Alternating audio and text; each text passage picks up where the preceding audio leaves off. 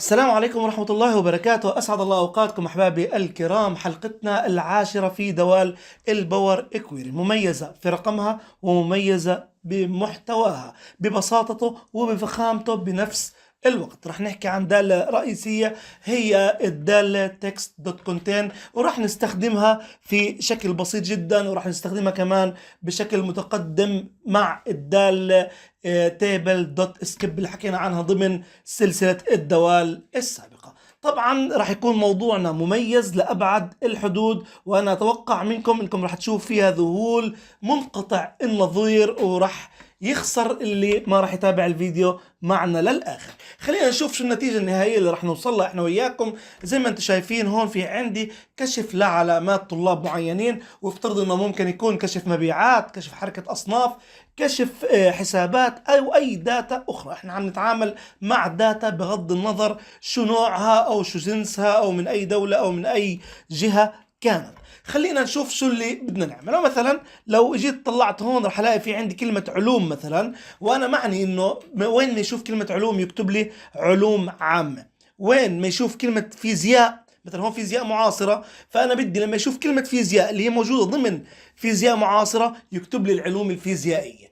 طبعا كل هاي الامور مع بعضيها بامكاننا نعملها ضمن الدالة text.contain بعد ما انه ندخلها مع التابل دوت اسكيب. خلينا نشوف كيف بامكاننا نعملها بابسط الامكانيات. شو بتعمل الدالة text.contains، وبعديها شو الامكانية الرهيبة اللي أكاد أجزم إنها لم تشرح على اليوتيوب العربي أو الأجنبي في المجال اللي راح أحكي لكم إياه بهذا الموضوع. فراح يظهر عندنا زي ما انتم شايفين كشف بيحتوي على اسم المادة قبل التعديل، اسمها بعد التعديل، فيزياء معاصرة، مباشرة أعطاني علوم فيزيائية. تعال هون مثلا نقول له علوم، مثلا خلينا نعدل كلمة علوم ونقول له مثلا علوم أو العلوم التطبيقية يا سيدي، العلوم التطبيقية مثلا، نفترض هيك.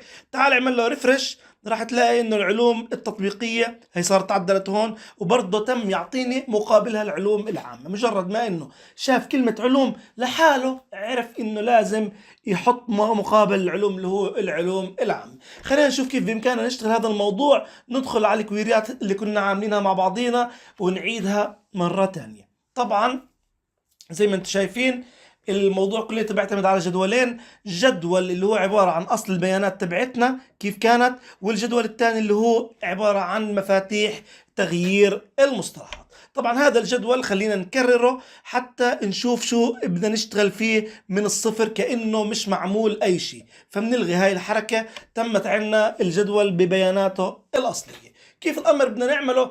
اول شغله لازم نشرح الداله تكست كونتين شو بتعمل. بنضيف عمود وبنستخدم الداله تكست كونتين في استخراج نص معين او بفحص وجود نص معين ضمن العمود اللي اسمه الماده. لو انا جيت قلت له text دوت كونتين بهذا الشكل، text دوت contains طبعا contains، ونفتح القوس تبعنا بنقول له ضمن الماده بدنا اياك تدور لي مثلا على كلمة علوم على سبيل المثال. نكتب بالعربي علوم، طبعا لو احنا كاتبين بالانجليزي اسهلنا بيكون، ولكن لانه بنغير لغات بين بعضيها الا نتغلب شوي، فبنعمل اوكي. راح تلاقي انه صار يعطيني وين ما شاف كلمة علوم ترو، وين ما شاف ما فيش كلمة علوم بعطينا فولس زي ما انتم شايفين. طبعا هذا شيء مفيد جدا انه احنا بامكاننا نستخدم نتيجة الترو والفولس داخل معادلات متعددة في الباور كويري اسوة بما يمكن عمله داخل برنامج اكسل. ولكن السؤال اللي بيطرح نفسه، لو انا حبيت افحص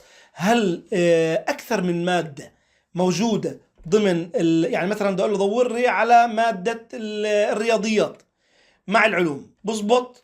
بشكل تقليدي مباشر بهذا الشكل ما بزبط. وين زبط وصار يعطينا ليست بقلبها تروهات وفولسات، راح نضطر لاستخدام دالة اسمها الدالة ليست دوت ترانسفورم. خلينا احنا طبعا شرحناها احنا سابقا، ولكن خلينا بعاد عنها لانه هدفنا بتحقق بطريقة اسهل منها بكتير. طبعا عشان نقوم بهذا الموضوع زي ما انتم عارفين انه احنا بامكاننا نقول له هون يساوي اسم الجدول اللي هون اللي هو ريبليسمنت. طبعا اذا احنا عملنا هيك مباشر راح يصير بالعمود هذا موجود عندي الجداول، ولكن بشكل مكرر زي ما انتم شايفينه. ولكن انا مثلا علوم تطبيقيه الموجوده عندي هون، اذا فتحت هون علوم تطبيقيه بدي اياه يلغي كل الحركات، واحدة اثنتين ثلاثة، يلغي اول ثلاث حركات ويخلي لي من الحركة الرابعة فما فوق. بعد ما يخلي من الحركة الرابعة فما فوق بنقول له أعطيني أول قيمة، مباشرة بعطيني العلوم العامة. هذا الأمر كيف بإمكاننا نعمله؟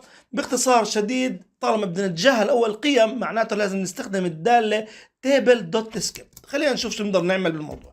هي table.skip. طبعا أجزم إنه هذا الأمر لم يشرح مثله في الفيديوهات العربية أو الأجنبية. طبعا مشروع حل، ولكن حل أصعب بكثير من الحل اللي أنا بدي أشرح لكم إياه هلا لمثل هذه الحالة، وبعيدة عن الدوال اللي أنا عم بذكركم إياها في الوقت الحالي. طبعا فاصلة بنقول له شو الشرط تبعي، مثلا بدك تحط هون كاونت يعني عدد معين، يعني أنا بإمكاني أقول له حط رقم 3. إذا حطيت رقم 3 وعملت أوكي راح تلاقي إنه بلش من عند العلوم العامة. طب هون أنا ما بدي بلش من العلوم العامة، بدي بلش من عند العربي مثلا إذا في عربي. هون مثلا بدي اياه يبلش من عند الرياضيات كليته، ببلش لانه ببلش يعد من السطر الثالث. طبعا هذا الامر مش هو اللي انا بدي اياه. انا بدي اياه يبلش من عند ما تبلش عندي كلمة علوم، يعني بده يدور على كلمة علوم هل هي موجودة ولا لا. طالما بده يدور معناته بدي احط الشرط اللي بيطلع نتيجته ترو او فولس، فلازم استخدم الايتش واقول له text دوت contain. تعرفوا التكست دوت contain كانت تعطينا ترو او فولس، صح ولا لا؟ text دوت contains بهذا الشكل، ونفتح القوس تبعها وبنقول له بدنا اياك تدور لي على المادة. هي المادة من هون فاصلة ضمن الحقل اللي اسمه فيرست. تمام؟ فلما يلاقيها طلع شو بده يصير؟ بنقول له هون طبعا فيرست نكتبها حرفيا. لما يلاقيها ماشي بده يصير طبعا هون المفروض اول ما يلاقيها يحذف، يعني شافها هون مثلا بحذف، شافها هون بحذف، شافها هون بحذف لحد ما انه ما يلاقيهاش. فمعناته انا بدي اشي عكسي لهذا الامر، يعني انا بدي يحذف لي كل القيم طالما انه مش شايف كلمة علوم، طالما انه التكست دوت كونتينز مش موجودة. فعشان يزبط هذا الامر بنقول له بدنا تستخدم لنا النط بتعكس لنا الترو لفولس والفولس لا اترو. طبعا يا جماعة الخير لما نعمل اوكي راح يعطينا ايرور. شوف الايرور داخل الجدول. ليش هذا الايرور يا جماعة الخير؟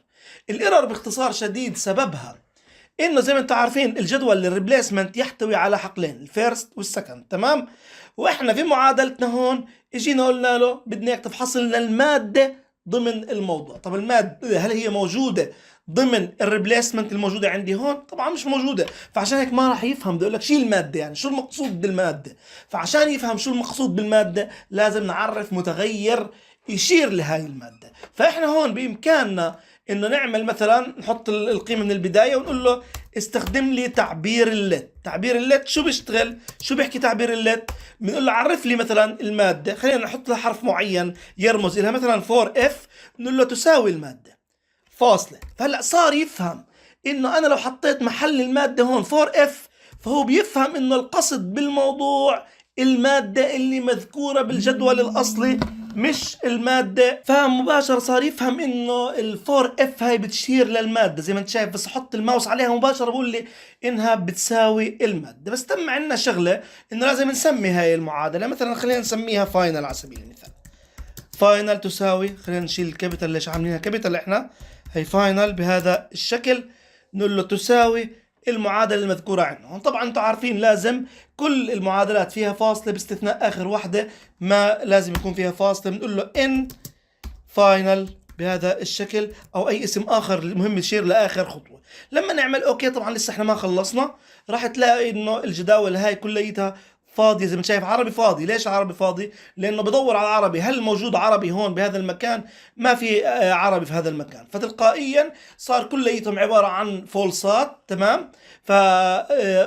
فحذف كل القيم الموجودة عندي، فصفى الجدول عندي فاضي. طبعا بدنا نحل هاي الجزئية. خلينا نيجي عند العلوم التطبيقية مباشرة. أعطاني العلوم كبداية للجدول. في البداية قبل ما إنه نحل المشكلة تبعتنا إنه الجدول الفاضي هون شو نعمل معاه، خلينا نيجي هون ونقول له إحنا مزبوط يخاف عليك إنك طلعت لنا الجدول يبدأ من القيمة اللي بدنا إياها اللي هي العلوم. يعني عشان التأكيد لو رحت على الرياضة مثلا هون راح تلاقي إنه الجدول ببلش بالرياضة. تمام؟ فأنا هون شو بدي أعمل؟ برجع هون على المعادلة، بقول له أنا بدي إياك من هذا الجدول تعطيني السك اللي هي إيش؟ عشان أذكركم شيء السك. طلعوا السك اللي هي القيمة الثانية. تمام؟ اللي هي الاستبدالية. فانا بقول له بدي اياك تطلي العمود اللي اسمه سك بهذا الشكل. اذا انا عملت هيك كتبت سك مباشرة، عملت اوكي، راح تلاقي انه صار يعطيني ليست بدل الجدول. هي هون محل العلوم التطبيقية، صار يعطينا زي ما انت شايف علوم عامة. طبعا انا بدي اول قيمة، فطالما بدي اول قيمة بقول له حط لي علامة اللي هي المصفوفة والرقم صفر. لما نعمل اوكي راح يصير يعطينا في هذا المكان علوم عامة رياضيات، والبقية عبارة عن ايرور. طبعا في عندنا دالة شبيهة بالدالة اف ايرور موجودة داخل الباور كويري اللي هي اسمها تراي اذروايز. هاي كيف يمكن نعملها؟ بنكتب هون تراي مثلا، يعني جرب هاي، اذا زبطت اذروايز حط لي مثلا المادة اللي هي موجودة عندي هون اللي عبارة عن التريبل اف. طبعا انا كيف بامكاني احل الموضوع بدون ما اني اخربش المعادلة؟ بامكاني اقول له هون فاصلة فاينل 2 مثلا تساوي، اقول له تراي بهذا الشكل، تراي ايش؟ اقول له تراي فاينل، يعني بدي اياك تجرب لي الفاينل هل بتزبط ولا ما بتزبطش. اذا زبطت تمام، اذا ما زبطتش حط لي الاذروايز بهذا الشكل، حط لي ايش؟ قيمة المادة اللي هي مثلا تريبل اف بهذا الشكل.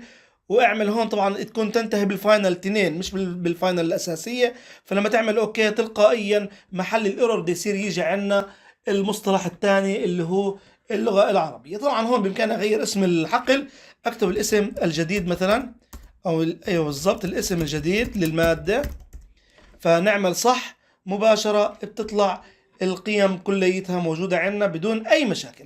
آمل إن يكون الفيديو أعجبكم. تحياتي لكم وإلى اللقاء.